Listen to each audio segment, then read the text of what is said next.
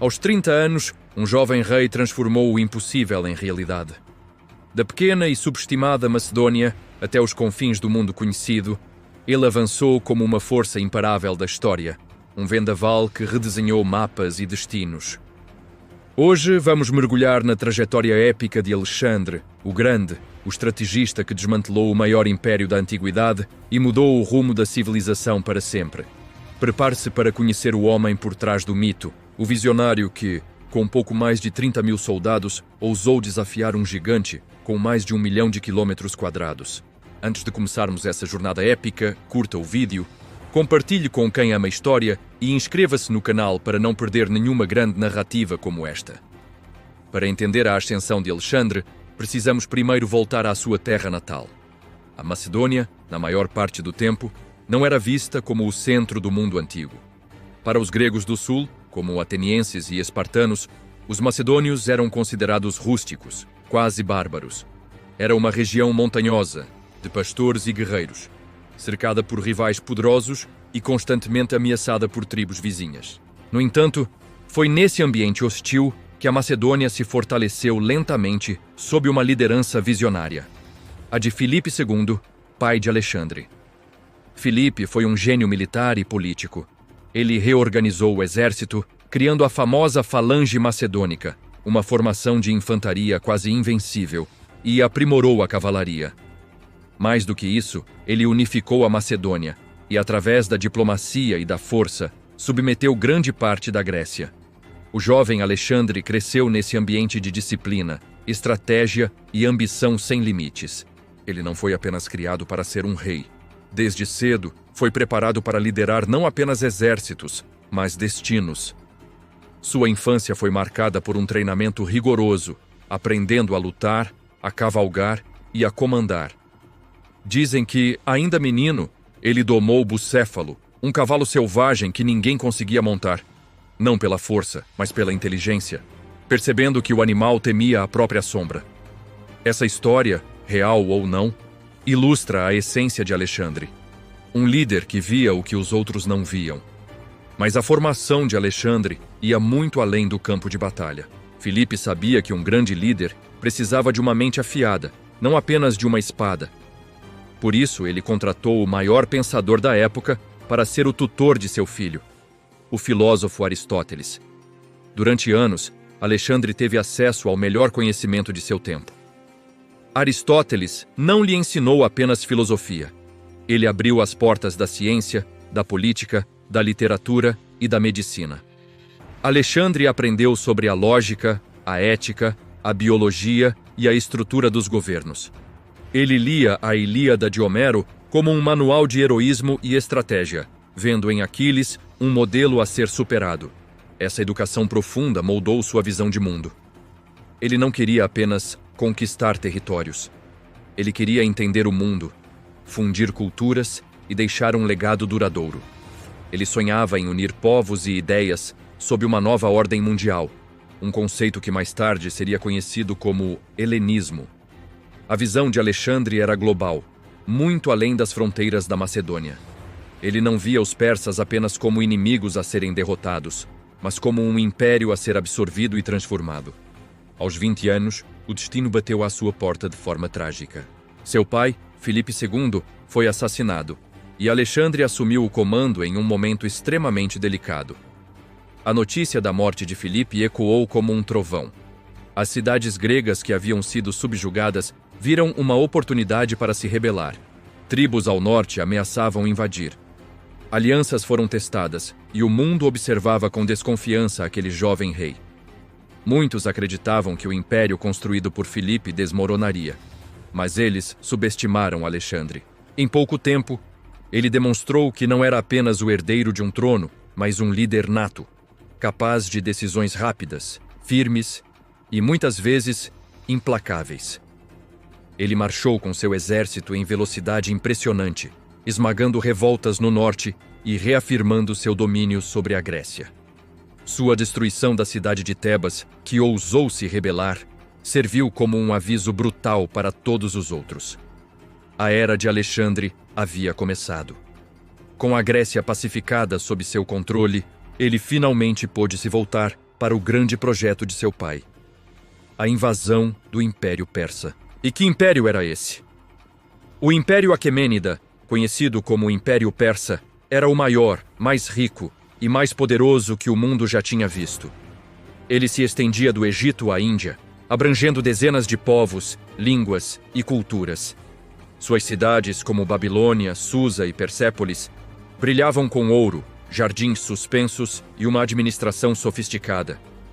O rei persa, Dário III, governava sobre um território vasto e tinha à sua disposição recursos e exércitos que pareciam infinitos. Para muitos, enfrentar essa potência parecia insensato, um ato de pura arrogância de um jovem rei macedônio. A diferença de escala era absurda. Mas Alexandre via oportunidade onde outros viam impossibilidade. Ele sabia que o império, apesar de seu tamanho, tinha fraquezas. Era composto por muitos povos subjugados, os sátrapas ou governadores locais tinham grande autonomia. E sua estrutura militar, embora numerosa, era menos coesa e disciplinada que a máquina de guerra macedônica. Alexandre estava prestes a testar sua teoria. Em 334 a.C., Alexandre cruzou o Helesponto, o estreito que separa a Europa da Ásia, com cerca de 40.000 homens. Era o início de uma das campanhas militares mais audaciosas da história. Cada avanço era meticulosamente calculado. Alexandre não era um general impulsivo. Ele usava o terreno, a formação de suas tropas e a velocidade como peças de um tabuleiro de xadrez vivo. Nas primeiras batalhas, como a do Rio Grânico, ele mostrou seu estilo pessoal de liderança, lutando na linha de frente junto com seus soldados, inspirando uma lealdade fanática. Ele não dependia de superioridade numérica, mas de inteligência, adaptação e uma leitura precisa do adversário. Após libertar as cidades gregas da costa da Ásia Menor, ele avançou para o sul, em direção ao coração do império. O confronto inevitável com o próprio Dário III ocorreu na Batalha de Isso. Ali, mesmo em desvantagem numérica e com seu exército encurralado contra o mar, Alexandre identificou uma falha na linha persa e liderou uma carga de cavalaria diretamente contra o carro de Dário. O rei persa, vendo a aproximação furiosa de Alexandre, entrou em pânico e fugiu, desmoralizando todo o seu exército. A vitória foi total. Alexandre capturou a família de Dário, mas os tratou com honra e respeito, um gesto que surpreendeu e cativou muitos no mundo antigo. O caminho para a Babilônia estava aberto, mas Alexandre fez um desvio estratégico. Ele marchou para o sul, conquistando a costa do Mediterrâneo e o Egito, para garantir que sua retaguarda estivesse segura e para cortar qualquer apoio naval persa. O confronto final, a batalha que decidiria o destino do mundo, aconteceu em 331 a.C., em um lugar chamado Gaugamela. Dário III havia aprendido com seus erros.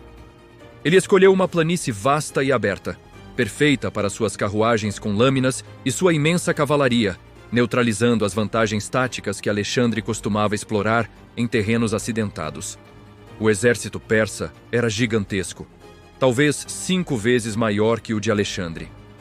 Na noite anterior à batalha, seus generais o aconselharam a atacar sob o manto da escuridão. Alexandre recusou, dizendo a famosa frase: "Eu não roubo vitórias." Ele confiava em sua estratégia à luz do dia. Em Gaugamela, sua genialidade estratégica atingiu o auge. Ele posicionou suas tropas de forma incomum em um ângulo oblíquo, convidando os persas a atacarem seus flancos. Quando a cavalaria persa se moveu para envolver o exército macedônio, ela abriu uma brecha no centro da formação de Dário. Era exatamente o que Alexandre esperava. Em um movimento preciso e coordenado, ele liderou sua cavalaria de elite, os companheiros, em uma carga fulminante através dessa brecha, novamente em direção a Dário. A história se repetiu. Dário fugiu mais uma vez, e o maior exército já reunido se desfez em caos. Ali, em Gaugamela, não foi apenas uma vitória tática. Foi a quebra definitiva do poder persa. Com a derrota em Gaugamela, o Império Persa ruiu. As grandes cidades abriram seus portões para o jovem conquistador. Babilônia o recebeu como um libertador.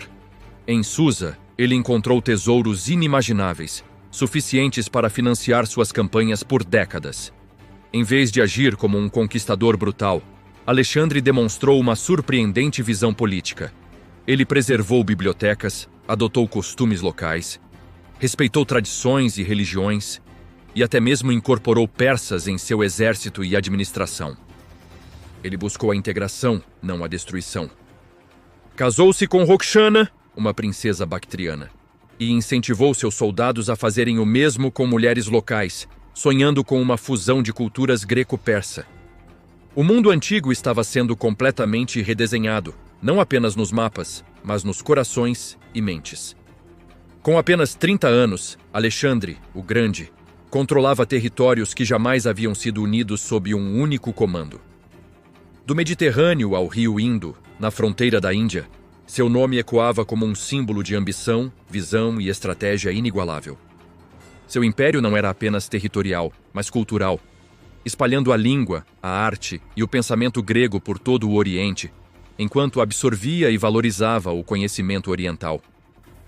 Ele fundou mais de 20 cidades com seu nome, a mais famosa sendo Alexandria, no Egito, que se tornaria o maior centro de aprendizado do mundo antigo por séculos. Ele era, de fato, o senhor do mundo conhecido. Alexandre, o Grande, não foi apenas um conquistador. Sua vida foi curta, morrendo aos 32 anos, mas seu impacto foi eterno. Ele foi um transformador de mundos, um arquiteto da história cujo nome atravessou milênios. Seu legado não está apenas nas batalhas que venceu, mas na era que ele inaugurou. O período helenístico, uma época de extraordinária troca cultural e avanço científico. Seu exemplo de liderança, estratégia e ambição sem limites continua a inspirar e a ser estudado até hoje. Se você gostou dessa jornada histórica pela vida de um dos maiores líderes de todos os tempos, curta o vídeo, compartilhe com seus amigos e inscreva-se no canal para continuar explorando as maiores histórias da humanidade. Obrigado por assistir e até a próxima. A história nunca foi tão viva quanto agora.